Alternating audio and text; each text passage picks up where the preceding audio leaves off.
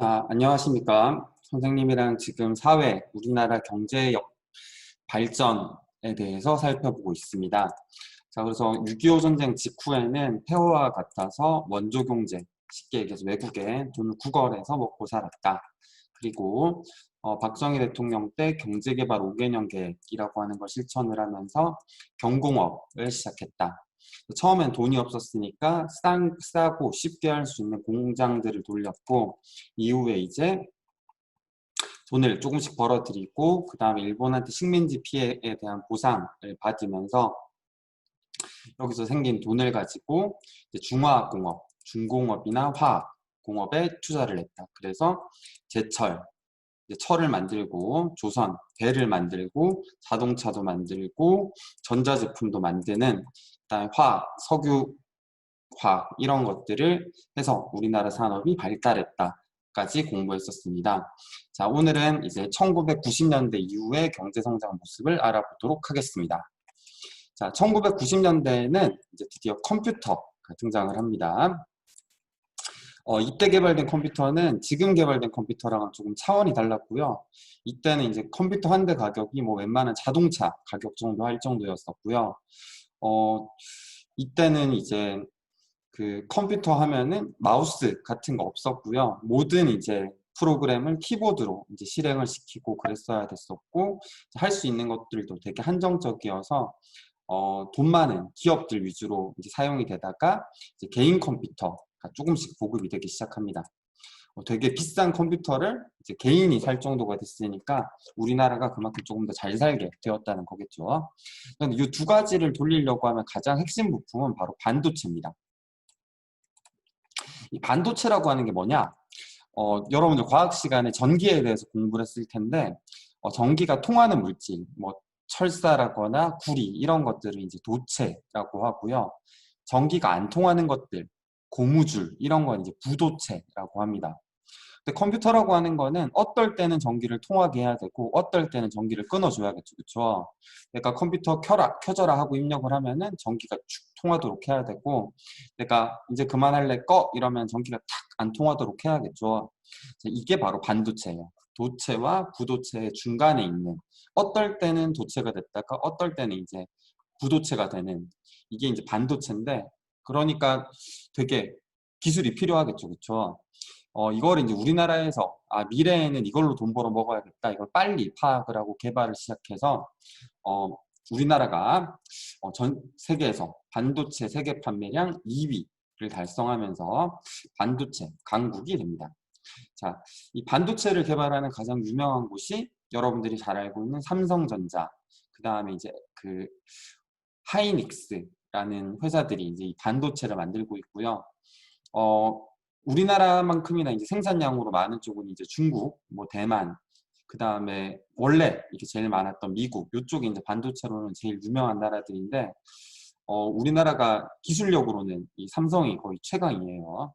여기 들어가는 게 이제 그 전자제품의 크기는 정해져 있으니까 전선을 얇게 뽑는가에 따라서 이 기술력이 높아지는 수준인데, 지금 전선을 어느 정도 굵기로 뽑냐, 머리카락의 한 100분의 1 이하짜리를 만들어 가지고 머리카락보다 훨씬 더 얇은 전선을 써서 반도체를 만들고 있어요. 그래서 우리나라에 지금 가장 돈을 많이 벌어들이는 사업 분야라고 할 수 있겠죠. 1900년대부터 본격적으로 돈을 벌어들일 부분이 바로 반도체다라고 하는 걸 기억해 주시면 되겠습니다. 자, 이렇게 이제 그 반도체 를 많이 만들었고, 이때 이제 그래서 우리나라가 그러면은 이거를 발전시키기 위해서 뭘 해야 될까? 그래서 인터넷 이제 망을 구축을 하기 시작합니다. 그래서 초고속 정보통신망을 만들었고요. 이건 자랑스럽게도 우리나라가 전 세계 인터넷 속도 하면은 늘 1위를 차지를 합니다. 뭐 순위가 떨어졌을 때도 5위 밖으로 나가본 적이 없어요. 미국, 뭐 그 유럽에 잘 나가는 나라들 다 필요 없고 인터넷 속도로는 우리나라가 제일 빠릅니다.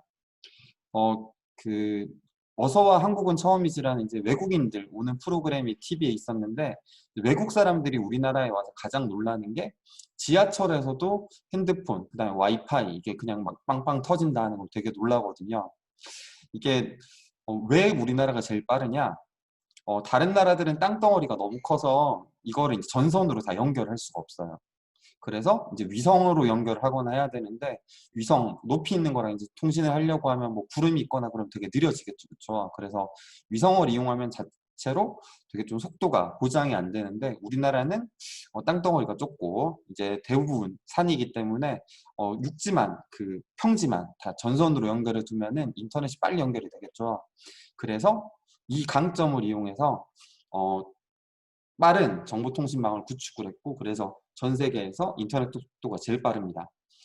이것 때문에 여러분들이 이제 게임을 많이 하게 되는 부작용이 생기기도 하지만은, 이것에 대한 좋은 점은 이제 인터넷에 대해 되게 친숙한 세대들을 길러냈고, 이 사람들이 이제 다음 산업들인 전자기술 산업 쪽으로 많이 발전이 됐다라고 생각을 하시면 돼요. 반도체가 만들어졌고 정보통신망을 만들었고, 그래서 더 발전할 수 있었다. 나머지 것들도요. 자, 이 덕분에 전 세계에서 유례없는 이 온라인 수업이라고 하는 것을 지금 여러분들이 하고 있잖아요. 뭐 실제로 이제 그 정부 부처라거나 높은 사람들도 이렇게 인터넷으로 회의를 하기도 하고요. 이게 이제 반도체의 모습입니다. 이 칩에서 요 전선마다 전기를 통하게 했다가 뺐다가 하는 역할을 하게 되고요. 자, 정보통신망인데 여기 이제 굵게 돼 있는 부분들이 중심 지역으로서 그 큰 서버가 있는 데라고 생각을 하시면 되고요. 여기에서 이제 주변 소도시로 전선을 뿌려가지고 인터넷망을 구축을 하게 되는 겁니다. 네.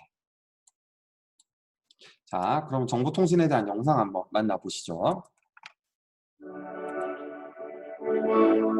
휴대폰은 물론 컴퓨터를 중심으로 한 새로운 형태의 고도 정보화 시대가 열렸습니다. 정부는 정보화 사회의 기반과 정보통신의 경쟁력 강화를 위해 2015년까지 44조 7천억 원을 들여서 초고속 정보통신망을 구축해 21세기 국가 핵심 사업으로 육성하기로 했습니다. 정보고속도로의 기반인 광대역 종합정보통신망의 개념들을 보면 인공위성이나 광케이블로 들어온 정보가 핵심 두개인 ATM, 즉 비동기 전송 교환기를 통해 해외는 물론 전국 대도시 통신망, 반가입자 케이블 TV 방송국, 대규모 전산소, 무선 중계소 등으로 전달됩니다. 또한 무선 중계소를 통해 개인 휴대전화나 차량 전화로 전달되고, 가입처에서는 화상회의, 화상전화기, 멀티컴퓨터, 워크스테이션, 팩시밀리, 고선명 TV 등의 단말기에 연결해서 국내뿐만 아니라 해외까지도 하나의 통화권으로 연결시켜줍니다.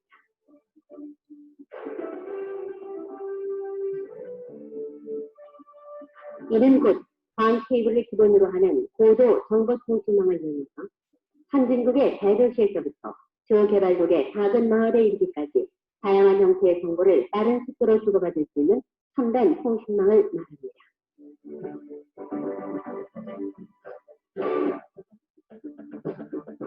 기존 통신망의 한계를 초월해서 얼굴을 보며 통화하고 회의를 하는가 하면 화면 또한 고선명 TV 시대를 열게 됩니다. 새로운 매체로 인한 정보화 사회가 더욱 가속화되고 있는 가운데 1995년에는 꿈의 채널 케이블 TV가 탄생합니다. 종합 유선 방송이 실시되면 시청자는 24시간 기존 공중파까지 모두 30개의 채널을 마음대로 선택해 볼 수 있습니다. 자, 이게 정확하게 이제 선생님 초등학교 시절의 이야기인데요. 지금 이제 이때로부터 20몇 년이 지났죠. 여러분들이 지금 보고 있으면 되게 와 저게 뭐야 싶겠지만은 선생님 어렸을 때는 저런 것들이 진짜 꿈이었어요. 근데 지금 이런 것들이 다 현실화가 되어 있죠. 네. 자, 2000년대 이후부터는 이제 생명공학, 우주항공, 신소재, 로봇 산업 이런 것들이 그 주목을 받기 시작합니다. 이런 것들이 이제 그 기술이 되게 요구되는 산업이라고 해서 첨단 산업이라고 얘기를 하고요. 이런 산업들은 그 가난하거나 아니면 기술력이 부족한 나라들은 도전을 할 수가 없어요. 생명공학이라고 하는 거는 그 인공장기, 이제 몸에 있는 문제가 되는 것들을 이제 사람이 그 신체 부위를 대체하는 것들을 만드는 거죠. 예를 들어서 뭐 선생님이 나중에 나이가 들어서 심장이 나빠졌어요. 그래서 심장이 제대로 안 뛰어서 죽을 수도 있어. 그러면은 이제 여기를 열어가지고 심장이 제대로 작동할 수 있도록 전자기기를 부착을 해준다거나, 아니면은 선생님 위가 되게 안 좋아져서 암이 걸렸어요. 그러면은 이 위를 떼내고 그 다른 장기를 넣어가지고 이 위 역할을 할 수 있도록 만드는 기술들, 이런 것들을 지금 연구하고 있는 거고요. 그래서 이제 이런 것들이 현실화되고 나면은 사람의 기대 수명이 어마어마하게 늘어날 수도 있겠죠. 자, 우주항공이라고 하는 거는 이제 당연히 우주로 그 위성을 쏘고 그 다음에 달에도 가고 하는 것들을 얘기하는 거겠죠. 우주라고 하는 공간을 이제 탐사를 하면서 우주에서 생산되는 자원 같은 것들을 우리가 활용할 수 있는 어마어마하게 높은 기술이 요구되는 거죠.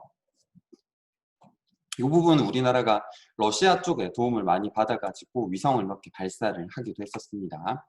그리고 신소재 산업이라고 하는 건 여기 이제 나오는데, 선생님이 요 페이지 뒤에다가 짧은 그 LG에서 만든 영상 한 개를 넣어줄 텐데, 보면 그 되게 놀라울 거예요. 요즘에는 이제 어떤 것들이 나오냐, 스스로 그 소재 자체가 종이처럼 돼 있는데 이 종이 자체가 빛을 내서 스크린처럼 역할을 한다거나, 스크린이 이렇게 휘어지고 구기고 접고 하는 것들이 가능하게 돼 있죠. 그래서 이제 삼성에서 나온 갤럭시 플립 이런 것들 보면은 스크린이 그대로 휘어졌다 펴졌다 하더라도 그대로 영상이 되는 거죠.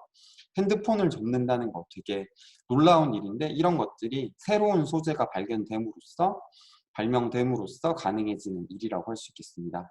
로봇 산업은 AI 같은 것들이랑 연계해서 이제 인공지능으로 모든 것을 자동화할 수 있는 게 되겠죠.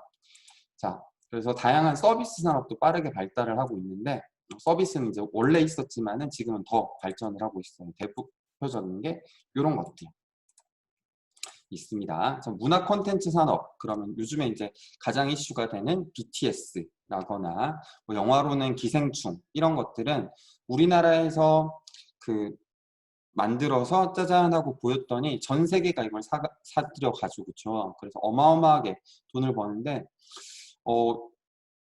이거는 그 앞으로의 산업 중에서 되게 중요한 부분일 것 같아요. 그 마블 어벤져스 그 영화 같은 경우에 한 번 만드는데 돈을 1조 정도 이렇게 쏟아부었다고 해요. 1조라고 하는 거는 1억이 10,000개 모인 거죠. 어마어마한 돈을 부었는데 이거에 대한 수익이 더 많이 났다고 하죠. 4조 정도 이렇게 났다고 하니까, 잘 만든 영화 한 편이 전 세계에서 돈을 얼마나 많이 벌어들일 수 있는가에 대해서 생각을 해보면은 되게 고부가가치 산업이라고 할 수 있겠죠. 자, 의료 서비스 산업.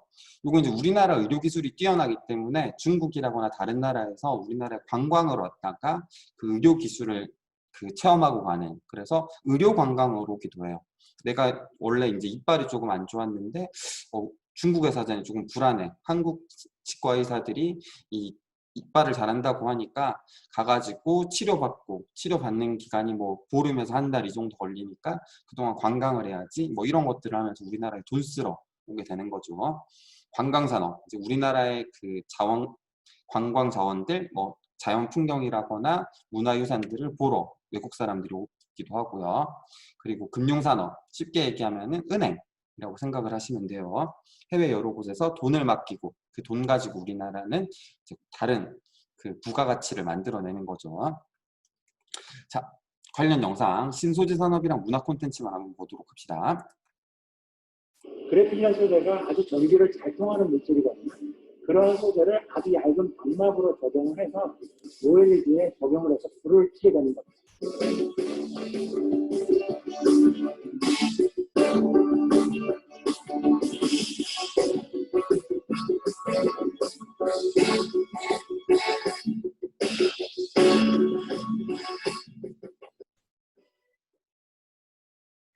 자, 그리고 문화 콘텐츠. 드론을 타고 하늘을 날아 수려한 강원도의 경관을 만끽합니다. 4차 산업혁명 시대의 주역이 된 가상현실 속 콘텐츠는 더욱 사실적으로 더욱 다양하게 쏟아집니다. 미래 일자리를 책임질 새로운 콘텐츠를 소개하고 지원을 약속하는 자리인 넥스트 콘텐츠 페어가 부산에서 열렸습니다. 자, 네. 그래서 우리나라는 이제 위상이 높아지고 국민 생활은 더 풍요롭고 편리해지고 있다 나와 있네요. 자, 우리나라의 경제 발전 과정 한번 정리해 보도록 합시다. 자, 발전한 순서 기억하시죠? 원래 돈 없어서 구걸해서 원조 경제로 먹고 살다가 가볍고 싼 거 만들었었고, 중화학공업 약간 이제 돈 좀 벌어들이고 나서는 비싼 물건들을 만들기 시작했다. 그러다 보니까 좀 컸다. 자, 경공업 보시면 이제 옷이라거나 신발 이런 것들을 만들고 있죠. 그리고 이제 여기서 벌어들인 돈 가지고 큰 공장을 짓기 시작했고, 뭐 텔레비전, 자동차, 배, 제철 이런 것들을 만들기 시작을 했다. 자, 그래서 요거 가지고 이제 큰 거를 팔아서 많이 돈 버는 것보다 진짜 작고 비싼 거를 팔면은 더 많이 벌 수 있다. 뭐 자동차 한 대 팔면 1,000만 원이지만은 같은 크기로 반도체를 수출을 하면 수억을 벌 수가 있겠죠. 그래서 반도체 산업을 육성을 하게 되고요. 이 반도체 산업을 기반으로 첨단 산업을 우리나라가 하고 있습니다. 신소재, 뭐 로봇, 의료 산업 이런 것들이 이제 대표적이라고 할 수 있겠네요. 자, 그럼 마무리 문제는 뒤에 넘어가서 풀어보시고, 자, 이쪽 페이지는 여러분들이 활동자료 3 이용해서 직접 설명이나 스티커 붙여주시면 되시겠습니다. 자, 그리고 이쪽에 그래프 한번 같이 보시죠. 자, 여러분들 교과서 114쪽 되시겠습니다. 자, 국내 총생산이라는 말이랑 1인당 국민 총소득이라는 얘기가 있는데, 국내 총생산이라고 하는 거는 우리나라에서 사람들이 일해서 만들어낸 가치가 모두 얼마인가를 다 더해서 보는 거예요. 선생님이 지금 수업하면서 하는 것들, 이것도 지금 여러분들에게 이제 교육이라고 하는 서비스를 하고 있는 거죠. 여기에 대한 금액적 가치가 얼마냐, 이거를 우리나라 전 국민들의 그 가치를 다 더해가지고 낸 게 요거입니다. 네, 요거 이제 하는 게 이제 통계청 일이 되겠죠. 자, 1955년 6.25 전쟁이 끝난 지 2년 때는 0.1조 원, 그러니까 1,000억 원 정도 됐다고 해요. 전 국민을 다 더했을 때 1,000억 원. 자, 근데 지금 이게 몇 년 전, 5년 전 자료를 보게 되면은 1,564조 원이 됐다고 합니다. 자, 60년 사이에 우리나라가 10,000배, 정확하게 이제 15,000배 정도 되겠죠. 이 정도 성장을 했다는 거예요. 어마어마하죠, 그렇죠? 이거는 국내 총생산을 나타내는 그래프네요. 자, 가로축과 세로축은 뭐를 나타내나요? 자, 세로축은 조원이니까 금액을 나타내고요. 얼마나 벌어들이고 있는지. 가로축은 연도를 나타내고 있네요. 가로는 연도, 세로는 금액. 자, 우리나라 그럼 국내 총생산은 어떻게 됐을까요? 시간이 지날수록 어떻게 됐다? 점점 늘었다. 점점 늘었다 가지고 설명이 안 되죠. 대폭 늘었다라고 보시면 돼요. 여기 보시면 5년 사이에 박정희 정권이 들어선 60년 이후로 5년 사이에 3배, 4배, 여기도 4배 정도, 그리고 여기도 3, 4배 정도, 3, 4배 정도 계속 성장을 하죠. 그렇죠? 이게 이제 5개년 그 경제개발 5개년 계획을 시행하면서인데, 그냥 숫자로 보니까 얼마 안 컸네라고 생각할 수도 있겠지만은 3, 4배라고 생각하면은 얘기가 달라지죠. 여러분들 부모님이 5년 있다가 월급이 3, 4배. 쉽게 얘기해서 지금 뭐 그냥 작게 얘기해서 지금 100만 원을 버는데 5년 뒤에 3, 400. 또 5년 뒤에는 한 달에 1,000만 원. 또 5년 뒤에는 한 달에 3, 4천만 원. 또 5년 뒤에는 한 달에 1억 원. 이렇게 버는 속도로 경제가 성장을 했던 거예요. 되게 빠르게 성장을 했던 거죠. 그렇죠? 그래서 현재 잘 사는 나라가 되었다.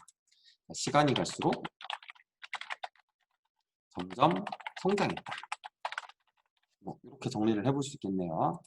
예시도 뭐 비슷하게 나오겠죠. 네. 근데 국내 총생산을 얘기를 하는데 이렇게 비교를 하면 좀 문제가 생겨요. 예를 들어서 중국이 우리나라보다 못 살던 시절에도 국내 총생산에서는 중국이 늘상 우리보다 많았어요. 왜 그랬을까요? 네. 인구가 우리나라의 한 3, 40배 정도 되다 보니까 우리나라보다